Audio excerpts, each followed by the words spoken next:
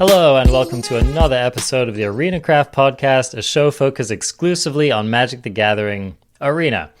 I'm one of your hosts, Arjuna. I am joined today not by regular co-host Covert Go Blue. He is taking the weekend off in preparation for a tournament, but as it happens, I'm joined by an esteemed guest of the show and fellow podcaster and someone that I've worked with before. I actually did an episode on his show, which we'll definitely talk about soon. But yes, welcoming Draft and Drafts, Cory. How are you doing today, my friend? I'm doing great. I feel flattered, because I think this is the first time someone's ever given me the title of esteemed before. I'm blushing like a princess, Arjuna. I can't even. Well, it's a time-honored tradition of this podcast. We, in true WWE form, we hype up all of our guests, and we have special people on this show, only the finest Magic content creators. So yes, I'm thrilled to have you here with us today. And there's a reason I called upon Cory to help me with this episode, and it is because today we are going to talk exclusively about Kaladesh Remastered Limited. Now, this is one of my absolute all-time favorite draft sets. It might be my favorite actual draft experience outside of Mystery Booster or some of these kind of customized draft sets that they've come out with. But as far as just like a regular standard set that you open in packs, this was my favorite probably. And Cory, I think, also really enjoyed this set, didn't you? Oh, most assuredly. For people that have kind of sewn themselves into becoming a lifetime limited player who basically only looks at the commons and uncommons as spoilers come out. Like, I love the mythics, I love the rares, but I get more excited by uncommon build-arounds. And I think for people that have become enfranchised limited players like myself, and clearly like a lot of other people out there, as the limited community grows so much ever since I really started to look towards a limited world, Kaladesh has really stood the test of time into becoming one of the most revered and one of the most fun limited draftable sealed environments that I think Wizards has ever come out with. Yeah, I agree. I think part of that, which we'll get into later, is just that they came to this with invention in mind. They specifically wanted to make a set that was full of like fun, interesting build-arounds and like crazy interactions and allowing you to, just generate these wild board states that you wouldn't ordinarily see in a game of Magic. And I think they really succeeded in that. So part of what we are going to look at today is, did they manage to preserve that? Because what we have here with Kaladesh Remastered, of course, is that we actually have two sets jammed into one. They took the original Kaladesh set and then they took the expansion Aether Revolt. This was back in the Boomer days when they would actually release sets in like 2 or 3 set blocks, right? So you had a base set and then you had these expansion sets that you would add on in the draft. But they've done away with that now. And so what we have is basically 2 sets smashed together. So we're going to talk about the set with an eye to what did we lose and what did we keep. So really excited to jump into all of that. But first, I just wanted to kind of, give an introduction to Cory. So Cory, I'd love to hear, first of all, you run your own awesome podcast. So tell our listeners just briefly about what it is that you're up to over there. So I am the host of a podcast through the Believe Podcast Network called Draft and Draft. It takes a look at the lighter side of Limited while also infusing some fictional storytelling elements alongside having some kind of fun engagements. We do a regular weekly episode called Friday Night Podcast for people that are on the go like myself and can't necessarily have, the seconds and hours to watch videos on demand. Maybe you are driving from place to place. Maybe you're working at a desk. It is an audio form of kind of a stream, but it's got that same feel as a Friday Night Magic, but instead infused in podcast form and what I like to call FNP. The other side of our show is we do that serialized storytelling where we bring on special guests. We take a look at preview seasons. We bring some of the cards into the worlds themselves. Myself and my bartender Borak live in the Unlucky Lounge, which is the location of our fun storytelling area where we look at some interesting ways of framing cards in different places. Like we've put multiple cards inside of a dating show throughout the courses of different spoiler seasons. Black Bloom Rogue, our last one from Zendikar Rising, had a, let's say, real fun time on the podcast. That's awesome. Well, I had the fortune of appearing in the Unlucky Lounge and getting served up by the bartender, so was a good time. I'll include the link to that episode in the show notes if you want to listen to the episode that I guested there. And so, Cory, just so our listeners get to know you a little better, give us like a brief overview of your history with Magic and how you came to actually become a content creator. Of course. So when I was growing up, my family moved around a lot. I went through a number of divorces inside of my family, and we would move from smaller to smaller city. And that being true, especially when you go through high school in a Midwestern town such as myself and multiple different towns in Wisconsin, you can start to lose a sense of that community. I played a lot of sports, and then as I started to move from place to place, that community wasn't able to be as retained, since I'd go from like one school district to another. But I started to explore the world of, kind of niche cultures, and I ended up walking into a game store one day looking for Pokemon cards because, when you're growing up my age in the 90s, Pokemon, you try to buy as much of that content as you can because, you got to catch them all. But going into the store itself, I found a lot of people who gravitated towards this game of Magic the Gathering. And that sense of being able to go into a new space, when you create a new life for yourself in a new town, you can find community, you can find your new friends, your new people through the LGS experience. That's what Magic the Gathering means most to me. So ever since 2003, I've been playing, started with Scourge, really got deeper into Limited around the original Ravnica set, and I've been pretty consistently playing a lot of high-level limited play alongside, local communities. When you get those people who are also just rabid limited players, you find a basement, you find a large table, you buy boxes, and you just draft them every week as you possibly can. And I've had a chance to kind of translate my theater degree and my time working on cruise ships, and now that, 2020 hit us all in a pretty hard way, I decided to try and take the creativity and the energy that I had while working shows on a cruise ship, and I started making my own content, and that's where the concept of Draft and Draft came from. The combination of trying to be creative, stay in that creative space, alongside promoting the communities that Magic the Gathering has framed my life in. That's really cool to hear. I actually didn't know that about you. Regular co-host of the show, Covert Go Blue, also studied theater in college, among other things. I think that's kind of a thread. I did not take my theater time that far, but I was, definitely in some plays when I was in middle school and stuff. So I think that there's a lot of us actually in the community, and, I know in the D&D community, of course, as well, nerds who enjoy theatricality. I know, a lot of people in the cosplay space are also very into that. So that's just a cool thread to observe among Magic players for sure. And definitely something that you bring to your work. When was it exactly that you discovered that Limited was your true calling? It was, I kind of remember this vividly, is when I walked into the University of Minnesota's common dining area. It was like after I had a nighttime class, I went to go pick up some food real quick, and I noticed two tables bunched together with people playing Magic the Gathering. Now, I started in Scourge, and then we went to Mirrodin and Kamigawa, and that wasn't, let's say, a time that was very welcoming to new players, so I was kind of on a Magic break, but then I saw people gathered around drafting the Ravnica set, the original Ravnica City of Guilds, and I kind of just, birded them for a while. They welcomed me into the community, and then I started to acquire my own packs so I could jump in and be part of an 8-person draft. At that point, I started to create friends in the local Minnesota community.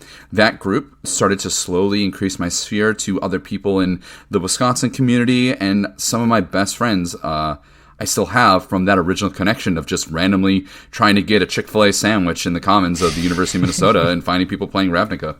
Very cool.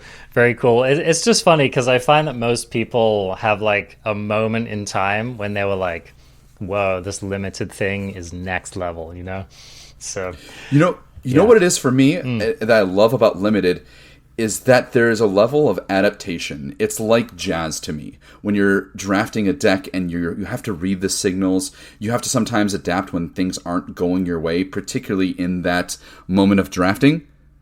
Because when you're in gameplay, certainly every card changes and changes your sequencing and your choice and your evaluation.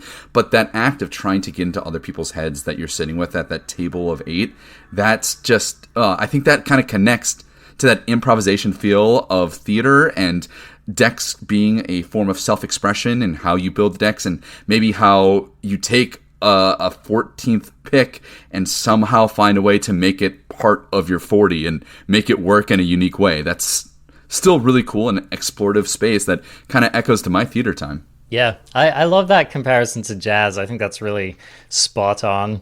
And I think some of my finer moments in Magic that I look back to are like decks where I made it work, you know? You look at a deck and you think, wow, I never would have gone into a draft thinking I was going to make this kind of deck, but somehow I pulled it off and actually won some games and some matches with it. So yeah, that's really awesome. All right, well, we have 2 limited lovers here today to discuss the world of Kaladesh Remastered.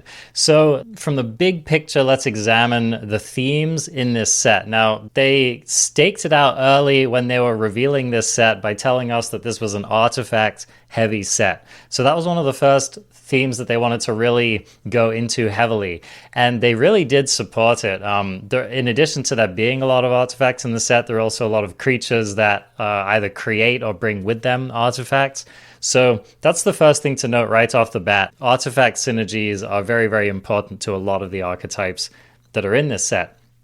So one of the first mechanics which supports the artifact theme is called Fabricate. Now, Fabricate it's a fairly simple mechanic, and you see it on creatures, and you see a number next to it. So if a creature has Fabricate 1, you get to make a choice. When the creature comes in, you can either give that creature a +1/+1 counter, or you can make a 1/1 servo artifact creature token. Now, if you see more than one on the Fabricate, then you get to decide whether you get 2 tokens or 2 servos. You don't get to do one of each in that case. You have to commit to either servos or counters, and then it just goes up from there. I think the highest Fabricate creature is Fabricate 3, and that's on a rare, so you don't see that very often. But Fabricate 1 and 2 are fairly common on the creatures in this set. But that's not all. That's just the beginning of the mechanics. This set and this block also introduced Energy, which was a new resource which we had never seen. Do you want to just talk a little bit about Energy for us, Cory? Yeah, Energy, I think, is one of the reasons why this set holds up so well over time. These there's different permanents and sometimes spells that grant you energy counters. You as the player gain these energy counters and think of them kind of like a resource that you can spend on different effects. Take, for example, one of the more iconic sorceries that came out of the set and ended up getting banned, Attune with Aether. 1 green, you search your library for a basic land, and then you gain 2 energy. Now you're gaining all this energy, you're kind of storing it up, and then eventually you find some kind of payoff to spend into it. And for people that have really dug into this format, you learn that the decision tree of choices of, oh, am I going to use this energy on this permanent or this effect, planning ahead for what's in your deck, led to a lot of interesting choices between, do I play this creature just to get the energy? Do I use the attack trigger off of, say, a Thriving Rhino? Am I saving it up for a Whirler Virtuoso? It's a really exciting mechanic because it's kind of the first, from what I recall, Arjuna, maybe you can help me out with this, is where we kind of went with a Z mechanic. So you have your X enablers, your Y payoffs, but then there's an outside resource management in a Z factor. Yeah. This kind of is very similar to me, say, food in Throne of Eldraine, the different party spread in Zendikar Rising.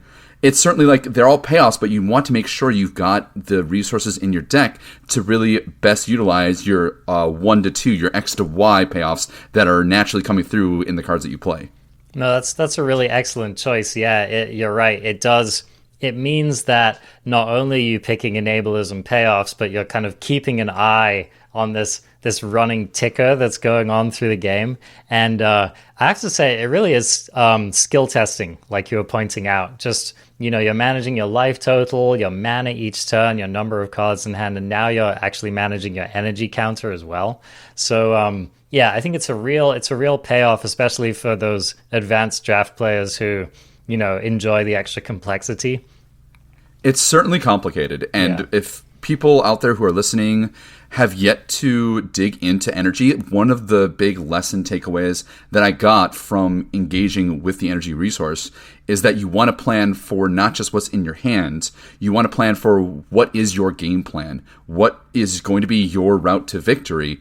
And if you're not utilizing that Z resource, that energy here in Kaladesh, and playing it towards either your game plan or how you can adapt to what your opponent's doing, that's like an extra level of decision-making tree that we just didn't really have in such a unique way in a limited format in quite some time. I think to me, like the last time that really resonated before Kaladesh was, say, Scars of Mirrodin and trying to infect and poison counter.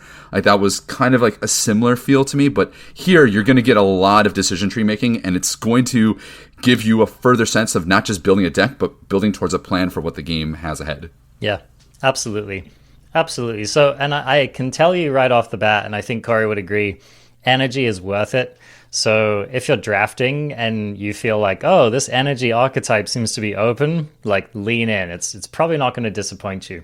It's very, very powerful. I mean, powerful enough to get cards banned in standard. So yeah, really, really strong. Another mechanic in this set, which is also very, very relevant in limited, is Revolt. Now, I actually think that Revolt, we had like definitely one playable constructed card with Revolt in the form of Fatal Push, but I actually think in limited it was a very, very interesting mechanic, and I would say very, very relevant in limited specifically because limited is so often about creature combat, and there are all of these payoffs that give you a benefit with Revolt. So what Revolt is basically if a permanent leaves the battlefield under your control on a turn, for the rest of that turn, you have Revolt enabled. And so the most common play pattern with Revolt is you'll send your creatures into combat. You're hoping that your opponent will maybe make a trade, and then post-combat, you play your Revolt thing to get whatever the benefit is on the card. So, there are other fancy things you can do. You can sacrifice stuff at instant speed, for example. If you're really fancy, you can figure out a way to maybe blink something, maybe on your opponent's turn, stuff like that to enable Revolt. There are some tricky things that you can do there. But like I said, the most common way that you do it in Limited is trading off creatures. So right off the bat, when you're playing this set, if your opponent is making really aggressive trades, or offering trades that seem a little bit disadvantageous, like, they're attacking that 3/2 into my 2/2. Why would they be doing that? It's probably because they're trying to enable some kind of Revolt shenanigan. And again, that just gives you more decision tree for, can I afford to take the damage? Or do I just have to make this trade and live with the fact that they might play a Revolt thing afterwards? Definitely another really, really relevant limited mechanic, I would say. Revolt's going to be a big kind of question mark on what Kaladesh Remastered looks like, especially because when the first Kaladesh set came out, there wasn't that much in the way of mechanics that were kind of being built into the original set that kind of, to me, really resonated with Revolt.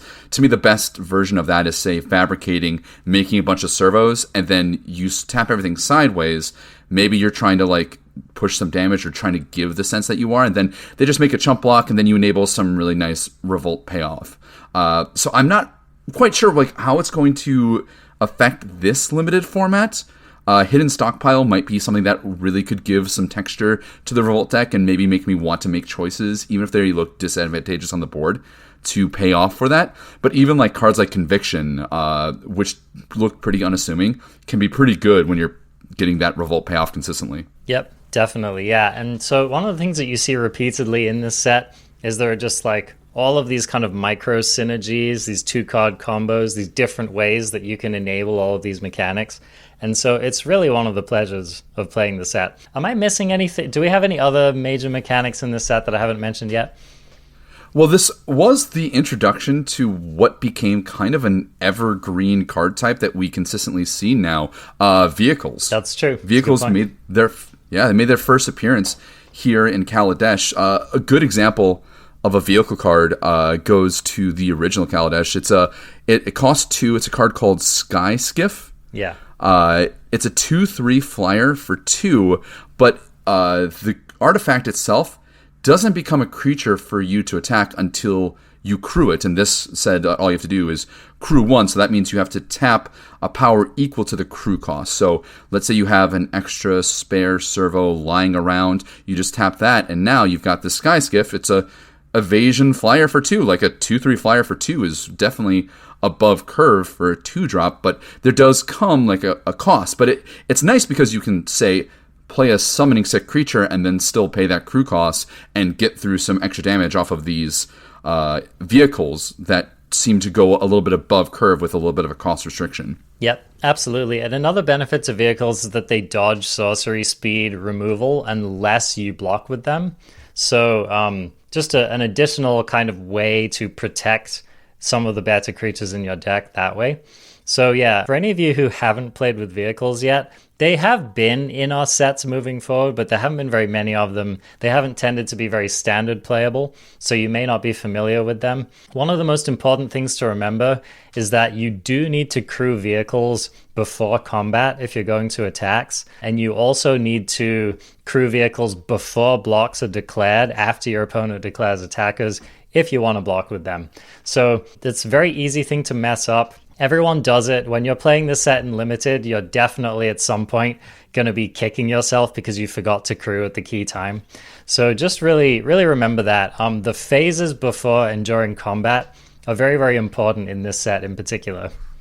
So there's going to be a lot of button clicks. Yeah. Expect pressing that mouse quite a bit, all the listeners out there. Absolutely. Absolutely. All right. So with all of that preliminary stuff out of the way, let's actually just get into the set. So there were definitely delineated color pairs that all were trying to do stuff, but I would really say that some of them didn't end up coming together that well. And what I really want to focus on is the ones that really did stake out an identity and that did really define the set.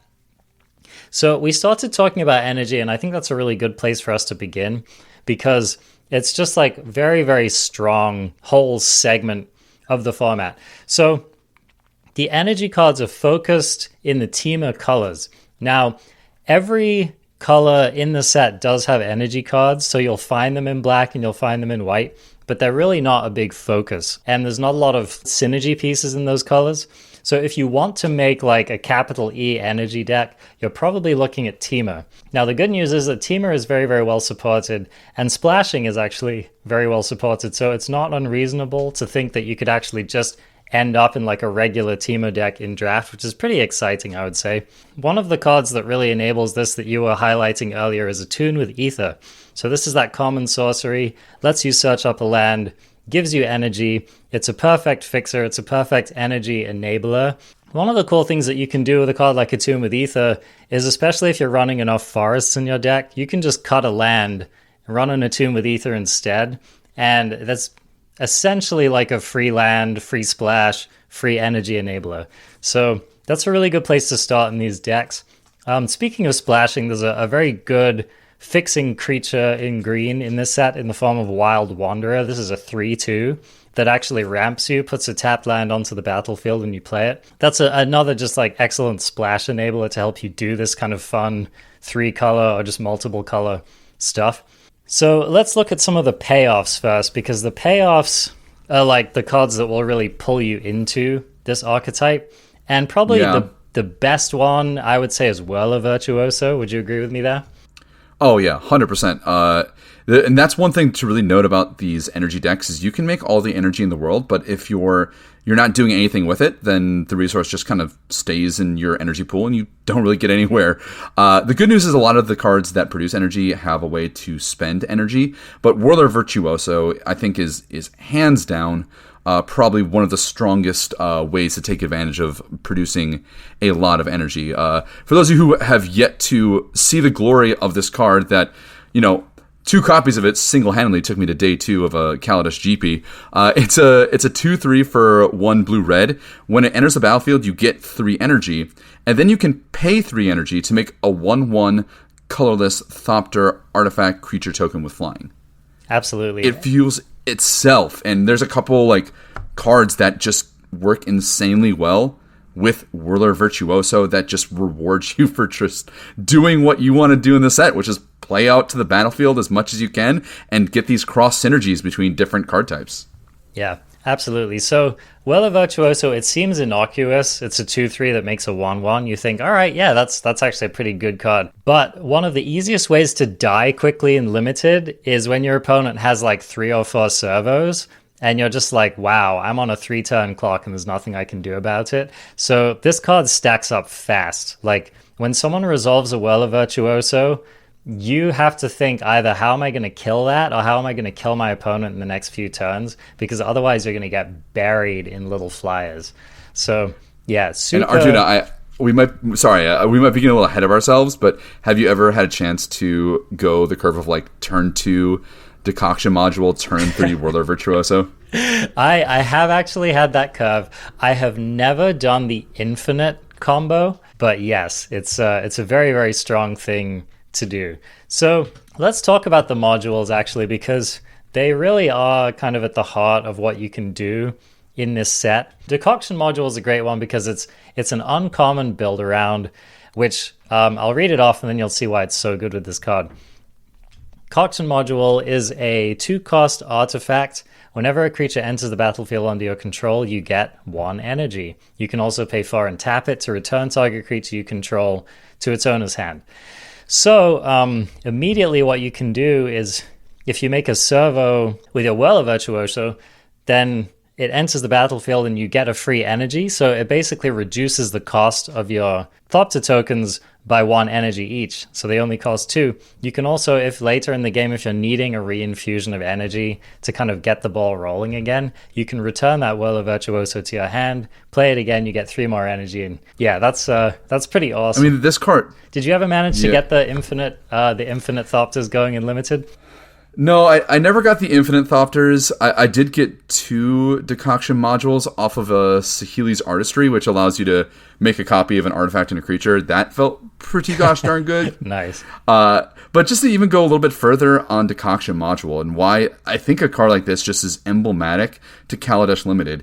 Obviously, you have your surface level of it produces energy, where your energy payoffs. Oh, you can maybe return one of your cards that produce energy to make more energy, have more of that. But you can also play to some of the other things that are going on. This card works well with Revolt. It works well with Fabricate, which is one of the reasons why, almost as a heuristic for people out there, if you're deciding whether or not you want to put +1/+1 counters on a creature or make tokens, dollars to donuts, it's probably better just to make some servo tokens rather than stack up counters, unless you're in, say, a green-black counters deck. But Decoction Module is just a home run signpost of what this entire set is trying to accomplish, and it has so many cool cross synergies. And I think that cross synergy element of a card like this is why Kaladesh has become so successful over time.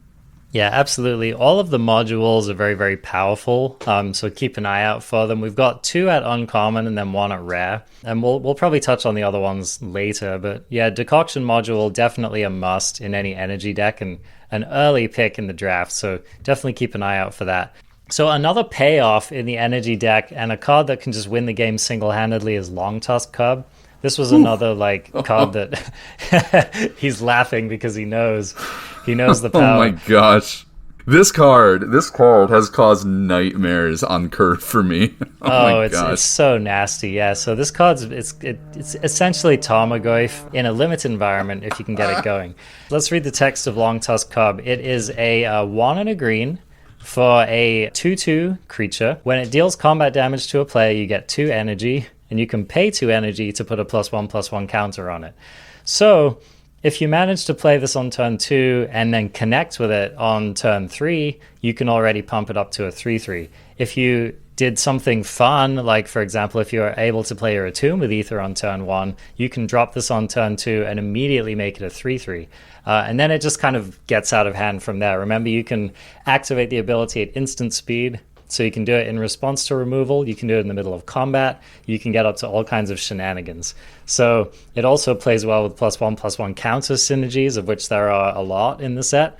So this card is like a windmill slam first pick in a draft. If you don't get like a bomb rare in your first pick, then starting with a Long Tusk Cub is like an absolutely great way to start a draft.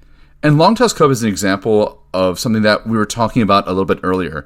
And that is when you're building up your energy count, you don't want to just think about, oh, I want to use it on this particular card. So if you're going like a turn 2 Long Tusk Cub, and say as well in your hand you have a Thriving Rhino, which is another big kind of common signpost of the strength of green in this format interacting with energy. So Thriving Rhino is a 2/3 for 2 and a green. When it ETBs, you get 2 energy. Then when it attacks, you can pay 2 energy to put a counter on the Thriving Rhino. If you go Long Tusk Cub into a Thriving Rhino, suddenly you have an access to a 4/4 attacker on turn 3. And that just gets out of hand very quickly, and your opponent needs very specific removal to take care of that Long Tusk Cub, or even a number of other kind of energy things that are going on. But anyway, yeah, Long Tusk Cub, many, many memories of this card landing on turn 2, and if it's on the other side of the table, you have like a turn or 2 to answer it, and then you might just be out of the game. Absolutely. Yep. So those are some of the more aggressive ways that you can run away with the game. Now, there are also like some more card advantageous things that you can do with energy. So for that, let's talk about this. It's kind of an easy to miss card, but an extremely powerful one, Shielded Ether Thief. So this is 1 and a blue for a Vidalcan Rogue. It's a 0/4 and it has Flash. Whenever Ether Thief blocks, you get 1 energy, but you can pay 3 energy and tap it to draw a card. So energy, as you'll find out, can stack up pretty quickly. It's not uncommon for you to end up with 6 or even 9 energy banked up. And if you can use this Ether Thief to draw like 1, 2, or even 3 cards in a game, you just end up burying your opponent in card advantage. Arjuna used one of my favorite phrases in Limited, and that's bury your opponents in card advantage. One of my favorite things to do, man. That's aggressive. Get out of here. Let me draw 2 cards. I'm happy to do that any day. Indeed. That's what we're here for. Now let's look at some of the more bread and butter kind of payoffs, because the cards that we've been talking about are all uncommons, but we do have some common payoffs. One of the best ones is Ether Chaser, a red common. So this is a 1 and a red Human Artificer, 2/1 first strikes. 2/1 first strike for 2, already a good card in Limited. When it ETBs, you get 2 energy, which is great. And whenever it attacks, you can pay 2 energy, and if you do, you make a 1/1 servo artifact creature token. So this is kind of like your bargain bin Whirler Virtuoso, as it were. But this is just a very strong common payoff in the energy deck. I mean, this card is just good by itself, by the way. In any red deck, you'll play this. In the energy deck, this is like a really like a 7 or even an 8 out of 10. So pick this card really highly. Another one that I remember being really bonkers at common in blue is Ether Swooper. This is 1 and a blue Vidalcan Artificer, 1/2 flyer. When it ETBs, you get 2 energy, and then it has the same clause as the Chaser. Whenever it attacks, you can pay 2 energy and create a 1/1 servo. The benefit of the Swooper, of course, is that it's a flyer, and so it's fairly common that you can just attack with it, every turn for a while in the game, and just make up an army of those servos. So those are 2 really, really excellent common reasons to be in energy. And the one thing just to note for people engaging with these attack trigger energy cards is that they actually do have that downside of the only window in which you can use that paying energy is when that creature attacks. So if you are playing against them, recognize that opportunity shouldn't be like after you attack, but going into the attack step, into the main phase, it will like help you out to limit the amount of choices that your opponents can make. Absolutely. Yeah, absolutely. I just want to point out another card that ended up being an overperformer in the energy archetypes, and that is called Ether Theorist. This is 1 and a blue. It's a Vidalcan Rogue. Rogue, unfortunately, not a relevant creature type in this particular set, but notable nonetheless. Not quite. This is a 1/3, so 1/3 for 2. When it ETBs, you get 3 energy, which is a generous amount, and you can tap it and pay 1 energy to scry 1. So this guy is an overperformer. The scry is relevant, the energy is relevant. Once you've ascertained you're in the energy deck, take these really highly. Cool. Is there anything else that you wanted to point out before we move on from talking about energy? There's a couple other really interesting energy cards that are definitely worth noting and high picking, like Harness Lightning, which... Yep, one of the best removals in the set. Yeah, and this is another example of a card that actually, and I'm not 100% because this card was so unique and actually does something unique in longer formats too, which is you cast the Harness Lightning, but you don't pay the energy until after the resolution of the Harness Lightning, so you don't have to pump your energy into the card and then risk it being interacted negatively. It's upon the resolution of it. So this is one of the best forms of a lightning strike in Limited that's kind of ever been around. And especially when you have these cards that produce like 3 energy and you've got the sliding bar of you don't need to pay at all to get the effect. Those are those like signpost things that allow you to then use other energy cards down the line to get even greater effect off of them, including the Aether Scryer. I'm sorry, what was the name of that card? The Aether that you just mentioned. Yeah, Aether Theros. Because you're producing 3 energy and you're only paying 1, you can say, you know what, maybe I want to hold off on just getting a Scry 1 every turn and start to dump that more into your Whirler Virtuoso. Absolutely. And, tricky things you can do in this format are things like you can cast Harness Lightning, target something with no intention to actually spend any energy on it because you just want more energy. Mm-hmm. So maybe you just want an extra Thopter to win the game. Could be mid-combat, someone points a burn spell at your Long Toss card and you just need a couple more energy to pump it once more and save it. So you can do tricky things like that. Yeah, and if your opponent, like, you Harness Lightning their creature, and then they're like, well, I really can't lose this creature. And you force them to use a trick like out of turn. And they're like, you know what? I'm not going to spend the energy. Yeah. You can keep that. That's fine. Pretty sweet. There's one more card before I think but we should move on from energy that I think would behoove us to not mention it because it's one of the best 2-color signpost uncommons that I've seen out of like Limiteds in quite some time. Imperial Voyager. Oh, yeah. That card's a beating. Yeah. It's insane. It's like the version of Vampire Nighthawk in original Zendikar kind of in the set. So it's a 2/3 flyer trample for 1 green blue. When it deals combat damage to a player, you gain that much energy. It has no way to pay you off for energy, but it can just produce such massive amounts of energy that it's another one of those cards that begs to be dealt with. And even if they deal with it and you get a single swing in, you've already gotten way past the value of what that card is. Yep, that's such a good point. It's one of the most powerful. Like, if you are lucky enough to get a deck with, like, both a Whirler Virtuoso and a Long Tusk Cob, or, and, like, whatever else your payoff is with the Imperial Voyager, you just, like, totally spiral out of control. And another card I didn't mention that is very relevant in these decks is Rogue Refiner. They did choose to reprint this card in this set, even though it was banned in Standard. So this is 1 green blue for a 3/2 that draws a card when it enters the battlefield. Already very good, but it additionally gives you 2 energy. So that card's just like a slam dunk if you wanna play this deck. Yep, great deck. If you're leaning towards Temur, I'd say go more towards Simic and then maybe splash a little bit of red for Whirler Virtuoso or Harness Lightning. But yeah, it's a great deck. Give it a try while Kaladesh Remastered is on Arena. Within the Temur colors, there's a few more things you can do. Red-green is a very, very just solid aggro deck. It's like an aggro deck with an energy sub-theme. And so you get cards like Riparian Tiger, for example. This card's a 4/4 for 3 and 2 green. It has Trample. When it ETBs, you get 2 energy. And whenever it attacks, you can pay 2 energy. And if you do, it gets +2/+2 until end of turn. So this thing is just like routinely what's our dino friend whose name I'm forgetting at the moment? Oh, Colossal Dreadnought. This is frequently a 5-mana Colossal Dreadmaw, which, I don't need to tell you is a very, very good card in Limited. So respect the Tiger.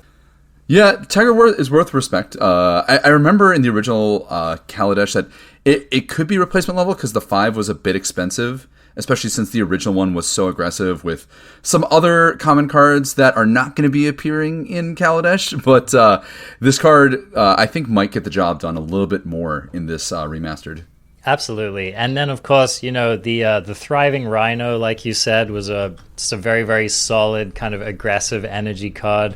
I think that they actually robbed us of one of my favorite aggressive red-green cards in the form of Thriving Grubs. I actually think they left that one out of this set, which makes me a little mad. So we didn't get the whole Thriving cycle. But you do get the Thriving Turtle, though. That's true. Thriving Turtle. So, okay, here's my question. Were you a buyer on Thriving Turtle? Because I feel like that one was kind of a divisive one. Yeah, I remember there was like a pretty large camp of whether or not Thriving Turtle was good or not as great. I was actually more in the camp of I think it was actually quite a good card. It's an early card you can invest in.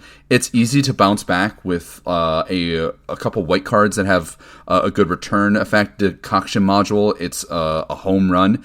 And it also played like a pretty good role because if you attacked once and put a counter onto it, it could block some of the more aggressive things in Kaladesh. So I was more pro Turtle, but if you were waving the anti Turtle banner, no worries. It takes some people more time to get on board with Team Turtle, but Team Turtle, we understand that sometimes it takes more time. Slow and steady wins the race. Indeed. Well, I've definitely lost games to the Turtle. I've also lost games thinking the Turtle was going to get me there when it didn't. But definitely a card to keep an eye on. Blue-green with the Turtle and any of the colors in this combination, you can just go hard on any two of them, and you'll end up with a very functional deck. Just remember that the blue deck is probably going to be less of an aggro deck. Red-green is definitely going to be a lot more aggressive. And then red-blue is actually an interesting one in this format because that takes a dip into a different direction. So let's kind of talk about that a little bit. They introduced another mechanic that we didn't get to when we were first talking about it here, but that is Improvise. Improvise is basically like Convoke for artifacts. Lets you tap untapped artifacts you control to pay 1 colorless mana each to pay for a spell. There are some pretty good rate creatures in this set that pay you off for this. So the first one I'm thinking of is Maverick Thopterist. So this is 3 blue red for a 2/2 with Improvise, and when it ETBs, you make 2 Thopter creature tokens with flying. So this card is an absolute beating. If your opponent is able to improvise this out with 1 or 2 random artifacts they made, it's usually going to be game over. Another really good payoff, I think it's a common. It's called Sweatworks Brawler. This is a 3/3 for 3 and a red, and it has Improvise and Menace. So if you can get this down for 3 or even 2 mana, this card is just like, it puts you so far ahead on board. So those are 2 really, really good payoffs to be in the Improvise deck. When you're going towards the Improvise deck, the one thing you really want to think about is what is your curve? What's your best curve looking like to go into that Improvise? Some of these cards are they're all pretty serviceable, even if you don't take advantage of the cost reduction mechanic. But there are a number of really solid artifacts that you can kind of build into it, which is why cards like Cog Worker's Puzzle Knots, we haven't even talked about the Puzzle Knots yet, which were such a massive part of the original Kaladesh, but things that can produce more than 1 artifact on a single card really go up in valuation when you already have an improvised payoff or 2. Yeah, this cycle of Puzzle Knots. There's also a cycle of Implements. These are all cards which they don't do that much when you cast them, but they usually end up generating just enough value for them, to kind of justify putting them in your deck. I think one of the big ideas with the improvised deck is that you're trying to do something like cast some cheap artifacts, get 2 or 3 artifacts on the board, use those to power out your more expensive improvised threats, and then later on in the game, perhaps when you've reached a board stall or whatever, you actually sacrifice these artifacts to give you a little bit of an extra advantage. And then, of course, in some decks, which we'll talk about later, that actually have some sacrifice synergies, for example, Revolt cards really play well with sacrifice synergies. You can even get some extra value. So tricky stuff like that. Let's talk about these Puzzle Knots real quick. The one you referred to, Cogworker's Puzzle Knot, is a 2 mana artifact, and when it ETBs, you make a 1/1 servo creature token. Then you can also pay 1 and a white and sacrifice the Puzzle Knot to make another 1/1 colorless creature token. So that's 4 mana for 2 1/1s, not a great deal, but these cards end up just doing just enough that you often end up pretty happy to play them. Yeah, this card in particular is quite strong because it generates that 2 artifact on a single card, like I was talking about before. And it is 4 mana, but it is on like a payment plan, you know? Like when you can like run it out on turn 2, you've got those 2 artifacts. It can, you know, pay to the improvised things. You can bounce it with the white common. What was that white common called? It was like, it was a bear that you... Aviary mechanic? Yeah, that's it. Yeah. Oh man, that felt so good whenever you did that. Yeah. But you know, there's a number of pretty strong ETB effects, and then also things that can, you know, generate more than one things. And the good thing about this too is it plays into some of those revolt payoffs that we might be finding in a couple of the decks we're going to talk down the line. Absolutely, absolutely. Now, unfortunately, they didn't give us all of the puzzle knots in this set, which is a bit of a shame. I missed the ones they left out. But they gave us a red puzzle knot, which is the Fire Forges, that also costs 2. When it ETBs, it deals 1 damage to any target. It's under rate, but you can also pay 2 in a red and sack it to deal another 1 damage to any target. This can make combat difficult for your opponents and gives you some other options. You can pick off servos with it and stuff like that. That's the red puzzle knot. They also gave us the green puzzle knot that also costs 2. When it ETBs, you gain 3 life and you get 3 energy, and when you sack it, you get those 2 effects again. So those are the 3 puzzle knots we're working with. They're all definitely playable. They're not high picks. These are definitely cards that you hope to get on the wheel. So don't prioritize them most of the time. Unless you're in like a deck like Improvise that has a lot of payoffs and not enough enablers, then you start to prioritize cheap artifacts a lot more. But the theory is the way that you want to try to organize your drafts in a set like this is you typically want to get your good uncommon payoffs first, and then you want to kind of hope to wheel all of these dorky common artifacts that you use to fill in your curve to enable your more powerful cards. That's the order that you want to try to do it in if you can. Yeah, it's a different time than limited sets of yore where you prioritize getting the best removal that you possibly can. Removal is still good, but you really you want to have those cards that direct you towards making an active plan than, you know, just random removal cards like they used to do in, you know, old sets. Like I just recall like having to really prioritize removal in like original Ravnica and to some extent like Shards of Alara. But even there, you just wanted color fixing. But we're not talking about Shards of Alara. We've got so much more Kaladesh to talk about. Indeed. So if you're in blue-red, you'll definitely find yourself having the opportunity to pick up some Improvise cards. And by and large, they're good. We had some crummy Improvise cards in Aether Revolt last time around, but I think they removed them. So I can't, you know, verify this with certainty, but just about any card in this set you see that has Improvise on it is probably worth taking. There's a giant, I think it's called Enraged Giant. This is a 5 and a red creature giant. It's a 4/4 with Trample, Haste, and Improvise. This card's better than it looks. So this is just another example of a creature you should take quite highly if you think you're likely to end up in that Improvise deck. This will often be a 4 mana Trample Haste. Sometimes it's even cheaper than that. And then, of course, in the late game, when you have 6 mana available anyway, this is just a great top deck. This deck can be very, very solid when it comes together. So definitely don't underrate that one. So we started to hedge into talking about these like more sacrificey value decks. Let's talk about that. Black is a very, very artifact-focused color in this set. And gives you a few different options, but my favorite combination in the set with black was definitely black-white. Yes, absolutely. Yep. It was so good, right? So you sound like a hidden stockpile gamer. Why don't you tell us about that card? All right. So I mean, this uncommon build around really defines what makes, I think, Revolt hum, and also kind of highlights a lot of cool things going on. So it even made a reappearance in Double Masters, I believe. Oh, nice. Yeah, so it's an enchantment for a white and a black.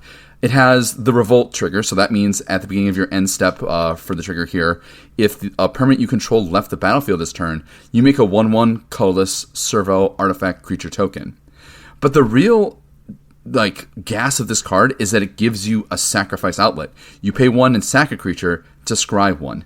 Now, the cool thing about this card is, though it looks kind of like it doesn't do much, it doesn't take all that much effort to start to fuel your hidden stockpile and get value off of, sacking random things that you might be chump blocking, getting additional value by paying extra mana off of your underhanded designs, another black uncommon payoff. Hidden stockpile is really cool, and even if you're not sacrificing your creatures, you can still do things like return them to your hand with the... Man, I lost that... What was the common again? The white common? I lost the name of it one more time, and I love this card. Yeah, the Cogworker's Puzzle Knot?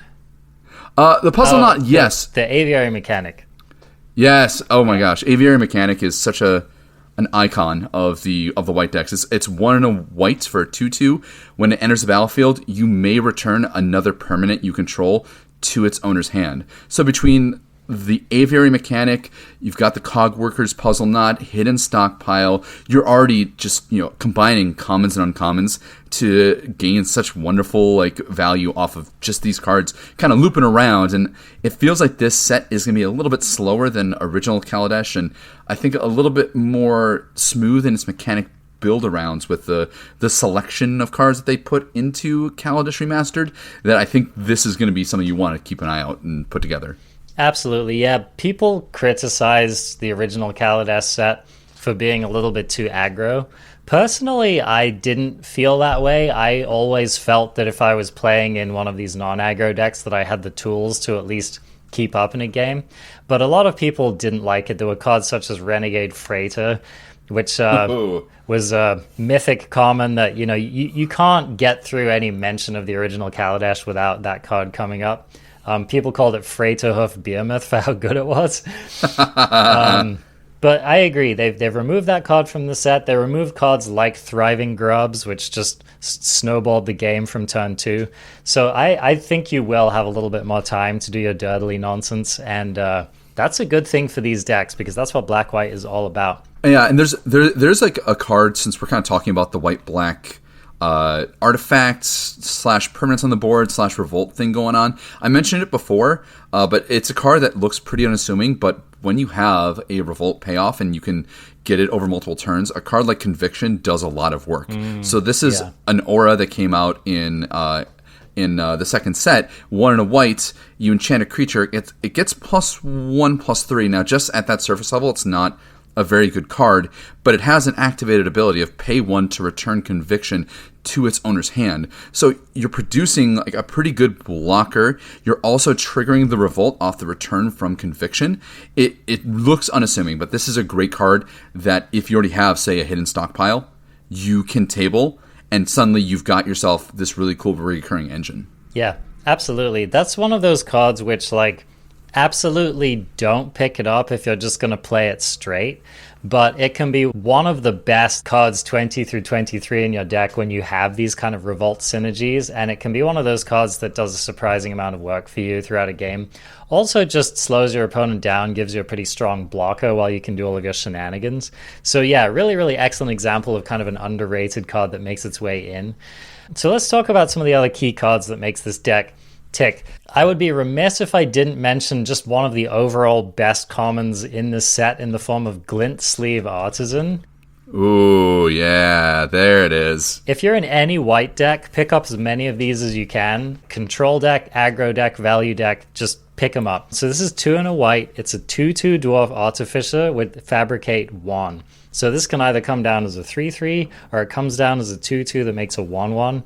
This card butters your toast. It does whatever you need it to do, and it's basically good at all points in the game. So don't pass a glint sleeve. Yeah. It even puts some marmalade on top of that toast, too. And indeed. A card like Glint Sleeve Artisan and a couple other really strong uncommon Fabricate cards, they put together what might be the best deck that Inspiring Charge ever goes into. Inspired Charge is 2 colorless, white for an instant. Creatures you control get +2/+1 until end of turn. This might be one of the most powerful go wide decks that has existed in the last 7 years of Limited. It is something you can do. Now I want to point out, if you do want to do the go wide thing, there's a card, let me see if I can, don't remember what it's called off the top of my head here, but it's a Fabricate 2, and it's either a common or an uncommon that's very, very important in these go wide decks. So there was Weaponcraft Enthusiast. That was in black. Yep, that was Yeah. a very, very good one. That's an 0/1 for 2 and a black that has Fabricate 2. That's right. Yep. And then and then the one I was thinking about, it's an uncommon Visionary Augmenter. That's 2 white for a 2/1 Fabricate 2. So let's say you want to do a black-white, go-wide value deck with an eventual finish with the Inspiring Charge, then those 2 uncommons are definitely like very, very high picks. These cards, just like we were saying before, these cards are better than they look. Most of the Fabricate cards are better than they look. One of my favorites is actually the Propeller Pioneer, 3 and a white, 2/1, flying Fabricate 1. This card just does what you need it to do, man. It goes wide if you want to go wide. And then if you find yourself in a good aggressive position, you just have a 3-power flyer for 4 mana. So, Propeller Pioneer is solid. If you look at your curve at the end of a draft and you have like 2 Glint Sleeve Artisans, 2 Propeller Pioneers, and then you have like, maybe a Visionary Augmenter or a Weaponcraft Enthusiast, you manage to pick up an Inspired Charge, and then just like some removal and some other role players, that's going to be a very, very solid deck. You're going to be extremely happy about that. Another kind of mythic uncommon in this archetype before we finish out Black-White is Restoration Gearsmith. Yeah. This is what LSV affectionately termed Restoration Will Smith. And it's an MVP, just like Will Smith. 2 black-white for a 3/3 Human Artificer. And when the Gearsmith ETBs, you can return target artifact or creature card from your graveyard to your hand. So take that in for a moment. A 3/3 for 4, which buys you back any creature or artifact from your graveyard. So this card is just utterly insane for limited. You can play this in the mid game and get an incredible value, and if you play it in the late game, it's usually a game ender. You'll get your whatever your best thing is from the graveyard back to your hand, and maybe even be able to cast it in the same turn. And then, of course, if you are doing shenanigans with your Aviary Mechanic, a card we keep talking about, you can, buy something back, use your Aviary Mechanic to bounce this back to your hand, and then buy another thing back. And usually your opponent just can't kind of overcome that amount of value. So definitely keep an eye out for these kind of loops. That's one of the recurring themes in this set, is that it sets you up to do these repeatable loops that just generate and snowball more and more and more value until you can eventually overcome your opponent. We'd be remiss if we didn't mention another one of the better white cards in the form of Wistweaver Angel. So this is 4 white for a 4/4 flyer. And when Wistweaver Angel enters the battlefield, you can exile another target creature you control and then return that card to the battlefield under its owner's control. So this is just another example of how to keep your value engines going, right? Yeah, and Wistweaver Angel also has the grace of having one of the best top curves you could put together in this format, with going turn 5 Cloud Blazer into Wistweaver Angel. There you go. If you do that, you should screenshot it and share it wherever you can, because drawing 4 cards over the course of 2 turns in addition to your normal draw step makes you kind of feel like a champion. And if you get yourself a Cloud Blazer, which is one of the best uncommon build arounds in the set, like that, the Angel goes up a little bit higher in estimation. So the existence of cards like Wistweaver Angel and Aviary Mechanic, I think, should bias you towards, like we were talking about earlier, playing your Fabricate cards making tokens rather than making counters, because it feels kind of bad if, like, let's say you play your Visionary Augmenter and you make it a 4/3, and then you play your Aviary Mechanic and you have the chance to bounce it, and you're like, well, I'm not really getting any value out of that. So unless it really makes sense on the board to make bigger creatures, I would bias towards making those servos, so that when you resolve your Wistweaver Angel or your Aviary Mechanic or any of these other cards, you can actually get additional value out of your stuff. And at that point, maybe the 4/3 matters more than the extra tokens. And so, first go around you went wide, second go around you went tall, and that's the kind of value that you can get out of these cards. A good rule of thumb, friends, when in doubt, get those tokens out, because it is probably just better for you to make those tokens than stack counters on white creatures. Yep. Absolutely. Couldn't agree more. So you started buying us into like this kind of blue-white Flyers deck, and I do want to talk about that a little bit. Why don't you read for us that card Cloud Blazer that you mentioned, because that's a card that few limited mages can resist, I tell you what. Yeah, this is very much like the modern day equivalent of a Mold Drifter. It's 3 white-blue for a 2/2 flyer.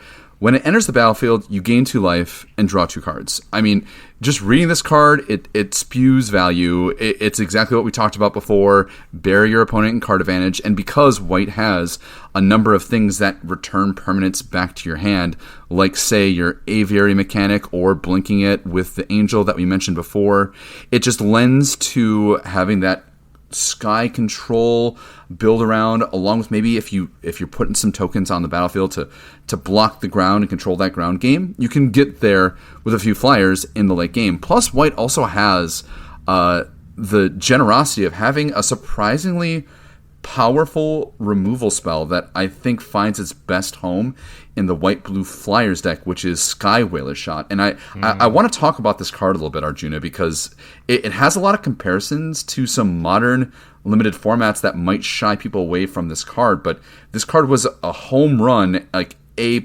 pick in the original Kaladesh block. Yep, absolutely. So, it's a card that it reminds you of cards like Smite the Monstrous, which are like, you just don't even start them in your deck these days. But yeah, Sky Whaler's Shot is like you said, it's an A+ pick. You know, you're windmill slamming that as a first pick. So yeah, definitely don't give up on the opportunity to play that card in your deck if you can. It's not Smite the Monstrous. Yeah. It's not Smite the Monstrous. It's better. It's better than that. And this is one of the white deck's ways of combating like a turn 2 Long Tusk Cub. Yeah, exactly. It's quite important. So yeah, this card, 2 and a white, instant, destroy target creature with power 3 or greater and scry 1. So the combination of things on this card, it's an instant. Instead of being power 4, it's power 3. That's a very, very relevant difference. And the scry 1 really puts it over the top. So yeah, this is just absolutely premium removal. White has very, very good removal. You also get Thopter Arrest. Mm-hmm. That's 2 and a white enchantment. When it ETBs, you can exile an artifact or creature an opponent controls until it leaves the battlefield. This can take care of an opponent's vehicle if that's causing a problem for you. And just one of the better O-ring effects in this set. We also have the obligatory pacifism effect in Revoke Privileges, which was another high pick because, again, it was white utility, which we don't often get. It's 2 and a white for an enchantment aura, enchanted creature can't attack, block, or crew vehicles, which was actually quite relevant when we had renegade freighters lying around before, and there's still a number of decent vehicles here. So prioritizing a card like that is, I think, a good thing to kind of put into your pick assessment. Yeah, I think in recent sets we've come to think of these enchantment removal cards as being worse, and in this set they primarily aren't. I mean, if your opponent, if you cast this on your opponent's creature and they Aviary Mechanic, you do feel kind of bad about it, but these cards are definitely still very, very good in this set, and I would take them highly for sure. Yeah, and the blue-white deck is also the best place for Aether Tradewinds, which is another pretty notable card. I think this was reprinted back from Worldwake, I think was maybe the first time we saw it. Really? Maybe I'm wrong about that. Okay. Yeah, it's a 2 and a blue instant, return target permanent you control and a target permanent you don't control to their owner's hand. It feels very much like Runaway Together, but it looks like it costs a little bit more. But when you have a lot of enter the battlefield effects, which is, I think, one of the central theses of Kaladesh Remastered, there's so many enter the battlefield effects, particularly in blue and white. A card like Aether Tradewinds does a fair amount of work at both disruption and reoccurring value. Yeah, absolutely. Doing something like you're in the middle of combat, you block with a Cloud Blazer, and then you bounce your Cloud Blazer and your opponent's unblocked creature, especially maybe your opponent's unblocked creature without an ETB, and you just got so much value out of that interaction. Look out for stuff like that to do. This card leads to some of the biggest blowouts in the format. I have certainly won and lost games on the back of a well-timed Aether Tradewinds. Another card that's important in this archetype, an important signpost uncommon from Aether Revolt, is Spire Patrol. This is 2 white blue for a 3/2 flyer, and when it ETBs, you tap a creature down and opponent controls, and it doesn't untap during the next untap step. So this can just be a game-winning tempo play on turn 4. And if you're paying attention, you'll notice that there are a lot of like 3-powered flyers for 4 in this set. So these white Fliers decks have teeth. Like, don't underestimate how quickly you can get your opponent dead just getting down a couple of these Flyers. Like you said, Cory, chump blocking with some servos, locking the ground up, enchanting one of your opponent's creatures to slow down the race. Sometimes you can even do a thing where, I've done this quite a lot in this format, where you'll have like a blue-white Flyers deck with some Fabricate stuff in it, and you play a copy of that Inspired Charge, and sometimes you just kill your opponent for like 10 damage in the air off of your Inspired Charge. Sometimes you don't even need to have all of those servos on the ground. Of course, it's it's great when you get to do both, but a combat trick like Inspired Charge, if you have like some Thopters, for example, whoa, Nelly. Flying 3/1 attacking Thopters kill your opponent very quickly. Yeah, and I'm trying to find, because I don't know if this happened to you. It happened to me all the time in the original Kaladesh. I really got kind of confused by servos versus Thopters in the format. It looks like they they cleared up a lot of that from the release list. There's going to be a lot more servos. I'm trying to see if I can even find a single Thopter card. And the difference is, one's a 1/1 ground creature, the other one's a flying. But I think for the most part, they've kind of condensed it so most of those tokens look like they're going to be servos. But even regardless of that, the White Blues Flyers deck, it's going to be pungent. It curves exactly the way you think that it does. If you prioritize those flying cards, Inspired Charge, one of the better times it's been printed in a limited format. Feel free, find that card a little bit later on in the pick order, maybe on the wheel, and you'll have a pretty serviceable deck, because I think White Blue has enough disruption and enchantment removal, Skywheeler shot to push through and get some good tempo and kind of let you seal games up by turn 5 or 6. Okay, let's pivot into another pretty strong archetype, which was the scourge of the limited format the first time around. This is the red-white aggro deck, and the vehicles as well. This is the deck that uses vehicles best. It uses a lot of the same white cards that we were just talking about. Any of your Fabricate creatures go fine into this deck. All of those creatures can be very, very good aggressive creatures. It gives us some additional tools, and we get some really, really good multicolored cards, especially at uncommon. So the first one I want to talk about is Veteran Motorist. This card was constructed playable. Honestly, one of the better uncommon creatures I've seen printed in recent years. So I'll read this one off. It's a red and a white for a 3/1 dwarf pilot. So it hits hard, and it also crews just about anything as well. When it ETBs, you scry 2, so that's amazing. And then when it crews a vehicle, that vehicle gets +1/+1 until end of turn. So you can play this with no vehicles in your deck, and it's still an amazing card. 3/1 Scry 2 for 2 is just a very, very solid card. So if you see these going around the table, it's a sign. It'll pull you into the red-white color combo. Just a really, really solid card. Arjuna, I actually want to ask you about Veteran Motorist a little bit, because I remember this card being very good. Yeah. And especially good because we had, the old Renegade Freighter, which we already touched on. But the thing about this card, when I look at it, especially since there's a lot of servos just ending up on the battlefield, this card I actually don't look at as an attacker often. It really is strictly a card that works best when you have a lot of good things to crew. And the fact that it is a 2-color card means you have that cost of needing to have 2 colors into your deck and consistency. So when I look at a card like this, I'm not looking at an attacker. I'm actually looking strictly at a crew engine. But the fact that it builds in a Scry 2 means that it is still a good card. But do you kind of find that to be similar when you look at a card like this and the way the format is shaping out? It's a good thing to think about, and it's definitely a strike against this card. I think X1s in general have a harder time in a format full of servos and whatever. But I still think a 3/1 Scry 2 for 2 mana in Limited is just a slam dunk, basically no matter what the format looks like. So I would not hesitate to put this in my decks regardless. If your opponent doesn't manage to get servos down, which happens sometimes, then this thing just hits really hard. Yeah, I just think that you're always going to find good uses for a card like this.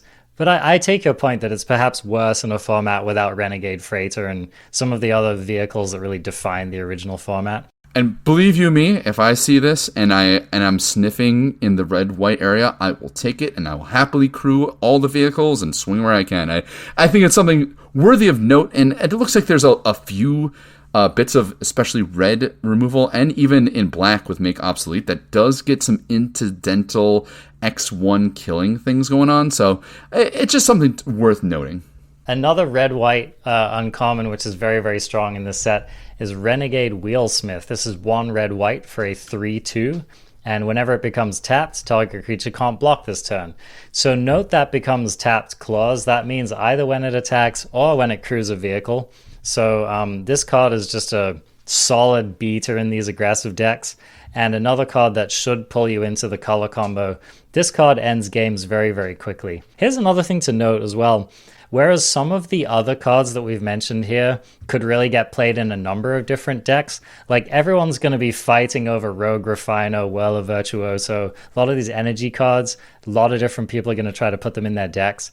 But if you're like the red-white drafter at the table, you're probably not going to be fighting anyone for Renegade Wheelsmith or Veteran Motorist or any of these other cards. So you can kind of content yourself with the knowledge that you're probably going to get all of these multicolored cards at the table if you're the person who decides to go into the deck. Classic red-white. Classic red-white. There you go. And it can probably only support one player at the table. So you have to figure out whether that's you or not, because if you put together a second-rate version of the deck, it's just not deep enough to sustain you. But if you are like, you know, that one person doing the thing, you're going to have a very, very solid deck for sure. Yeah, and cards like our 2 red-white uncommon build-arounds, they really highlight that the crewing vehicles mechanic is truly best when you're on the aggressive. You can crew to block, but when you're crewing to block, you're actually kind of removing one of your blockers from the table. You have to tap it to block with the other creature, which is why when you're looking at some of those vehicles, you do kind of have to start by looking at them through an aggressive lens like a red-white deck. Absolutely. So speaking of vehicles, let's talk about some of the cards that, because, you know, this set has a lot of vehicles, and a lot of them are quite frankly kind of garbage. So you're not wrong. Yeah, right. I want to read off some of the ones that I have found have withstood the test of time. So the first one I want to mention is Bomat Bazaar Barge. This is an uncommon. Costs 4 mana. It is a 5/5. When it enters the battlefield, you draw a card, and it has crew 3. A 5/5 crew 3 for 4. Probably not quite good enough for limited, but when you put that draw card on it, there's almost no downside to this. You take a little bit of a tempo hit to play it, but you know, if you can turn around and block with it, that's excellent. And so this is one of the better vehicles in the set for sure. Yeah, Beaumont Bazaar Barge was definitely one of those points of contention because it worked with that same tension of it works really well as a big creature, but it's the same thing of like you got to tap 2 creatures, like you have to tap 1 creature to block with another. But yeah, the mitigating cost of the drawing card, absolutely. But if you're trying to like bounce permanents with say like the blue-white deck, I would not look at a card like Bomat Bazaar Barge to bounce it and get that reoccurring draw trigger. That's not where you want to be. You really want to get more of that Fabricate value or the Cloud Blazer value. Definitely don't try to like blue-white recurred redrawing cards off of Bomat Bazaar Barge. Yeah, it's not too expensive. That's not what you're trying to do. Yeah, it's way too expensive. Yeah, that's like a late game, have absolutely nothing else to do kind of a play. Which, you know, when you have to do it, you get there. Yeah. You get there, but it's plan B.2, you know? Dirty is the name of the game in Limited. You do what you got to do, right? Roll up your sleeves and go to the bazaar if you have to, but don't make that a central plan of the deck. It's definitely not the payoff you think it might be. Okay, another uncommon vehicle, which I think is a little bit more than the sum of its parts, Daredevil Dragster. This is 3 mana for a 4/4 vehicle. At the end of combat, if the Dragster attacks or block this combat, put a velocity counter on it. Then if it has 2 or more velocity counters on it, you sack it, you draw 2 cards, and it has crew 2. So a little bit of a weird card, I would say. Basically what this means is this enters combat twice, and then at the end of combat, that's right, so you get 2 combats out of this, and then at the end of the second combat, you are forced to, you don't get to choose, you have to sack it and draw 2 cards. So it's kind of cool because this is a card that can bridge you from the mid game to the late game. Sometimes you actually would rather not sack it, like if you're in an aggressive deck and you're winning and you just want to keep your 4/4 on the battlefield and attack, you would maybe rather not sack it, but that's part of the fun tension of the card. And it is a 2-for-1. So I think overall this card is really good, and you should play it in any vehicles deck. I'm curious. I never actually had a chance to play with this card. I've seen it resolved and do the thing a few times. So I'm curious to see how this card is going to pan out. It is so unique of a design, though, right? It's an aggressive card. It's a 4/4 for 3, but you only get it for like 2 turns. It almost reminds me of like an Unearth card, but then you draw 2 cards. It's such a curious one, but I think it's going to do some work. So I look forward to seeing how it plays out in this remastered format. It does, and it also does trigger a revolt. It's a good point. Yeah, absolutely. Yeah, it's one of those cards that it's weird, but I think you'll be more happy than not to have put it in your deck, especially if it's in a vehicles deck. One of the few, I would argue, playable vehicles at common, though it's on the cusp of playability, Iron Tread Crusher. This is 4 mana for a 6/6 crew 3, and that's it. It's a big one. Yep. This to me is the Hummer of Kaladesh, just rolling down the street, just like using all the gas it possibly can. It asks you to have a crew 3. That's not a small cost. Like the difference between crew 2 and crew 3 is actually quite significant. Crew 2 you can hit with most of your 2-drops. Crew 3, you're going to either need to tap down more than likely a 3-drop or potentially 2 permanents to make this card become a creature. And the vaulting difference between a crew 2 and a crew 3 is not small. So when you're taking your crew 3 cards, you really need to think about what other things you can do to crew it. And typically, if you have to tap down 2 creatures to crew a single vehicle, you're not really getting your value. So only like when I have, say, like your veteran motorist, do I even think about maybe wanting to play this card. Yeah, that's a really good point. You don't want to run these in multiples, and they do go up in value if you're running cards like Audacious Infiltrator, for example, 3-powered creatures that cost 2 mana. Those are the kind of cards that really make your Iron Tread Crusher come together. Another way that this can benefit is sometimes you'll build like a low curve aggro deck, and you end up with a lot of these like 2 and 3 power creatures, and you might end up getting brick walled in the mid to late game if your opponent has a good blocker. And so in a situation like that, running like 1 copy of an Iron Tread Crusher can just give you a big dumb finisher to help you kind of smash through and keep getting your damage going. So, but I totally agree. This card is not like don't think of this as a regular playable. Think of it as a fringe playable that might make your deck if you have the support for it. Yeah, if you got to pack a Hummer. If you need a little something to get you to the end, but drive with caution. Indeed. Now, a card that I have never put this card in my deck, and I recommend you don't either, is Mobile Garrison. This is another 3-mana vehicle. This is a 3/4. When it ETBs, you can untap another target artifact or creature you control, and it's crew 2. So the joke of this card is that you crew it, and then you untap whatever you use to crew it. So it kind of mitigates that crew cost. And so on the surface of it, it looks like a serviceable card, but honestly, a 3/4 for 3 is not that much above rate and limited anyway. And then the additional kind of stipulation that you need another creature to get this thing going, it just all adds up to be a very, very underwhelming card. So I would definitely not put this card in your deck. You know, if you can use that untap for extra value, like you crew it and then you have some other way to get some of that tap value with, I don't know, I guess another vehicle. I don't even know. Yeah, you're right though. Like a 3/4 for 3 is fine. It's just barely above the rate though. There's a couple of other vehicles in this set, but I think like most of the good ones are at uncommon. A really, really good one I want to highlight is Untethered Express. That's a 4-mana 4/4 trample. Whenever it attacks, you put a +1/+1 counter on it, and it crews for 1. This is kind of like the Renegade Freighter of Ether Revolt, one of those cards that ends up being kind of an above rate or maybe below rate, depending on how you look at it, threat, which can kind of run away with a game.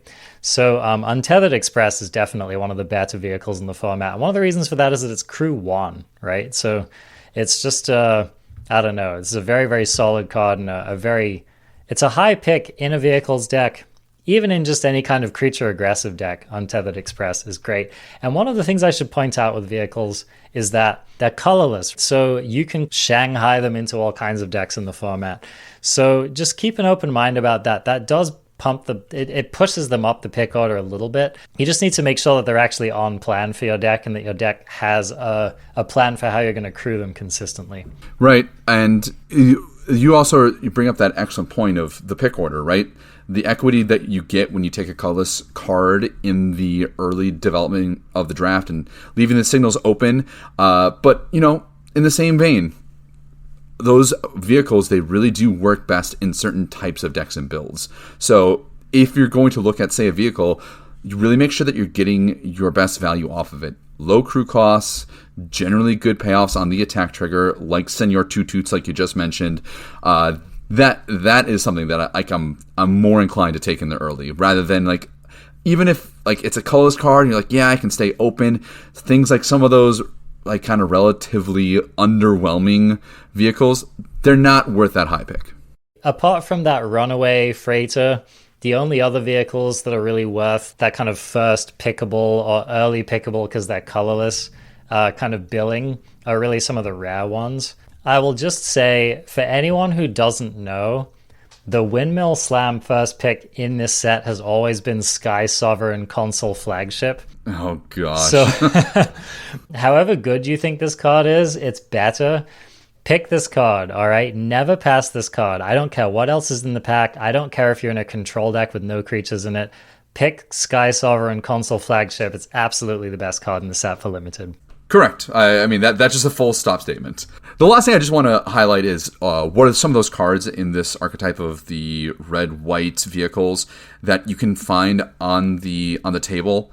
One of the more tableable cards in this deck archetype is Built to Smash, and that brings a lot of endgame potential to some of those larger vehicles. So it's 1 red for an instant. Target attacking creature gets +3/+3. If it's an artifact creature, like a vehicle, it gains trample. When you have a card like this, a +3/+3 trick, it really allows you to just tap all of those servos sideways, activate those vehicles, and push through that extra damage. So Built to Smash, it's a great card to table around. It's a reason to be in this deck because it can get you to those final points of damage in a pinch. Great payoff, I think, if you're going to end up doing this kind of deck. That is such an excellent point and such a really good example. It's a little bit like in Zendikar Rising, you have the that wizard payoff, which gives a creature, -4/-0 and draws you a card if you have a wizard. Chilling Trap. Yeah, Chilling Trap, exactly. It's one of those cards that is fairly mediocre in a deck that's not built around it, but it's an amazing combat trick in a deck that can take advantage of it. And yeah, you will lose to Built to Smash time and time again in this format. +3/+3 for 1 mana is just an absolute beating. So yeah, keep an eye out for that card for sure. I would definitely run 2 copies in any deck that is really aggressive and has a good number of artifact creatures in it. Cool. All right. Time's moving along here. So the other kind of big picture thing I wanted to talk about was there's a whole counters synergy going on in this set. And it's primarily in the Abzan colors, although again, you do see the counters in most of actually all of the colors will give you creatures that get +1/+1 counters on them, but definitely concentrated in the Abzan colors. So white is primarily included in this just because of all of Fabricate. So those are just excellent creatures that can, again, fit into just about every deck. So you can easily end up in just a green-white counters deck where you have a bunch of Fabricate creatures in white, and then you have a bunch of green payoffy. Green gives you a lot of the payoffs for the +1/+1 counters, whereas the other black and white will give you enablers for them. But these decks can be very, very, very strong. So let's talk about the signpost build around uncommon for this archetype, which is Winding Constrictor. So this is a certainly standard playable card. I think this card's even made its way into older formats in combination with things like Hardened Scales and whatnot. So this is very much a constructed level power of card. When you see this thing go off, you'll understand why it's so good. But so Winding Constrictor is a black and a green for a 2/3 creature snake. If one or more counters will be put on an artifact or creature you control, that many +1 of each of those kinds of counters are put on that permanent instead. And if you would get one or more counters as a player, you get that many +1 of each of those kinds instead. So it does buff your energy, but that's not primarily what you're going to be using it for, but it is just like a little side benefit of the card. But the primary thing you're doing with this is just doubling the +1/+1 counters that you put on your creatures. And if you get to do that a couple of times, you should just absolutely run away with the game and bury your opponent playing Winding Constrictor. Here's one thing to note is that the modern equivalent of this was the Conclave Mentor, I think was the name of it. Oh, buddy. Yes. Great comparison line there. Yeah, and so that card was pretty good in its limited format, but I tell you what, Winding Constrictor is better. Like, the support is really there for this card big time.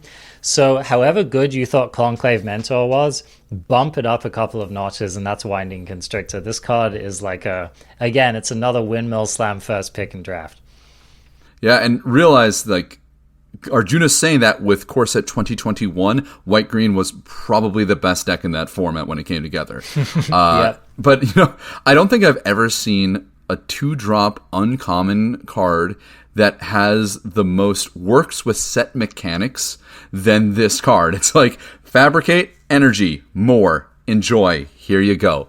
And it's great. It is one of the reasons to be in black-green, which, if I recall, it wasn't necessarily like the best color combination to be in general, but this, when it came out in Aether Revolt, kind of changed the tempo for that deck archetype, along with some classic mainstays like Pima Outrider. Is that what it's called? Yep. Pima Outrider? Yeah, Pima Outrider. Renegade? One of the best common cards for the deck, for sure. Yeah. Yeah, this is a 3/3 trample for 2 green and has Fabricate 1. This is like one of the few decks that you'll actually put +1/+1 counters on those Fabricate creatures, as opposed to making servos out of them, because you have a number of counter synergies. And that's even alongside another uncommon from Aether Revolt that is interesting and impressed me, because it has this really interesting tension built in. Ridge Scale Tusker. Oh my gosh, what a beating.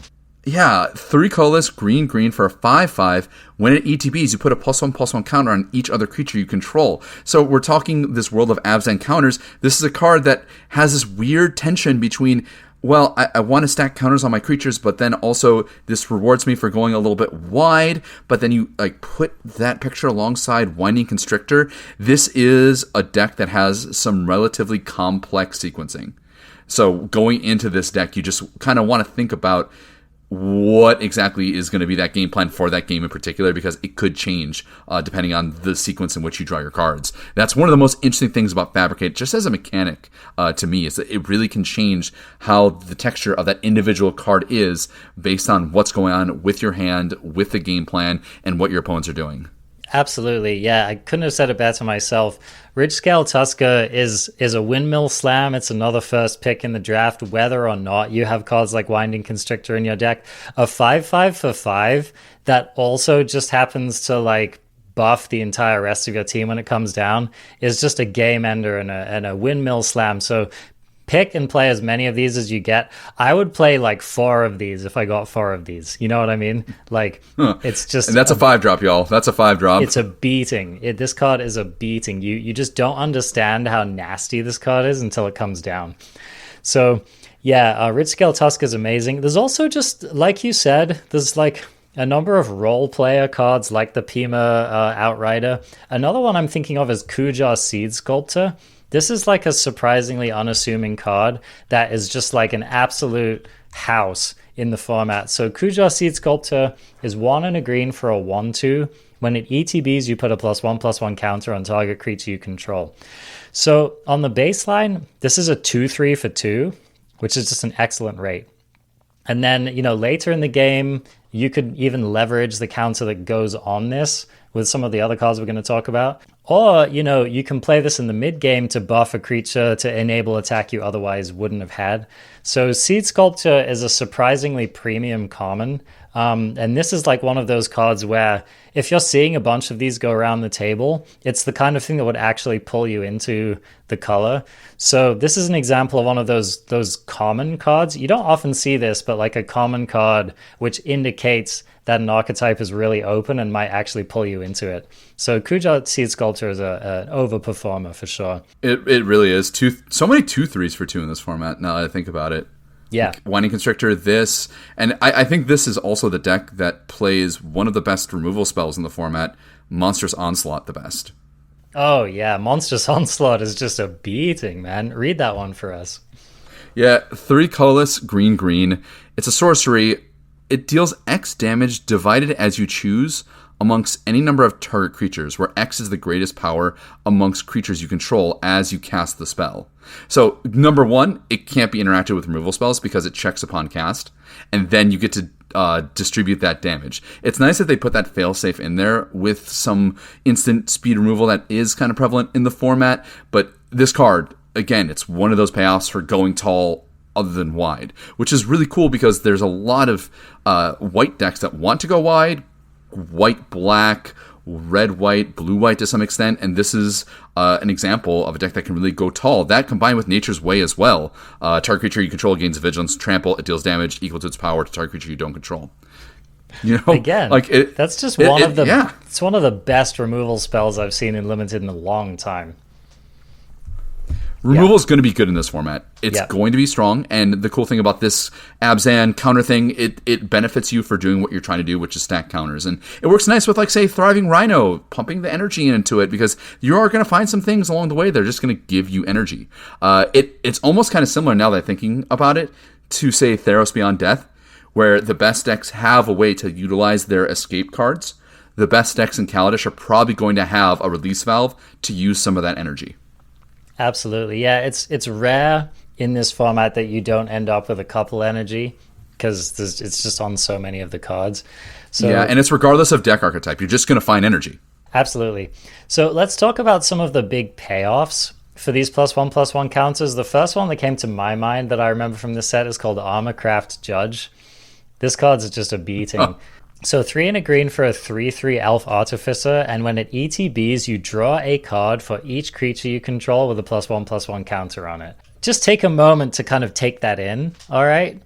And then realize that this card is just often a 3/3 that's going to draw you like 2 to 4 cards when you resolve it, which is just unbelievable. I mean, you'll reach mid games where your opponent plays one of these, and you basically just want to quit the game.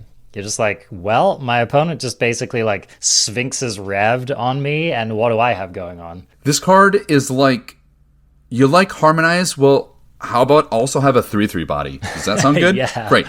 Yeah. And that's just the way that it's just the way that this format like kind of pans out, and the way you just naturally get counters. It's great. Yeah. Great card. In a deck that's, really built properly, this is just like basically an A+.